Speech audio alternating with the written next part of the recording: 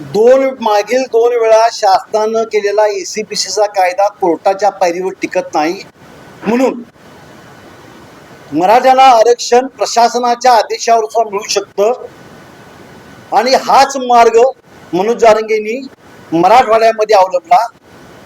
त्याच प्रकारे कोल्हापुरामध्ये सुद्धा त्या काळातलं गजेटियर आहे ज्याच्यामध्ये कुणबी आणि मराठा एकच आहे असं ब्रिटिशकालीन कागदपत्र दाखवतात. त्यामुळं मराठा आरक्षणासाठी एडिशन नंबर 2 पार्ट नंबर 2 कोल्हापुरामध्ये प्रशासनाच्या विरुद्ध आम्ही लढाई चालू करत आहोत. त्याचा मुहूर्त आम्ही 1 तारीख आम्ही निवडला आहे. 1 तारीख हा खंडेनवमीचा दिवस आहे.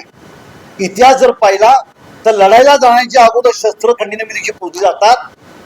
ही सुद्धा एक प्रकारची लढाईच आहे, कायद्याची आणि बुद्धीची लढाई आहे.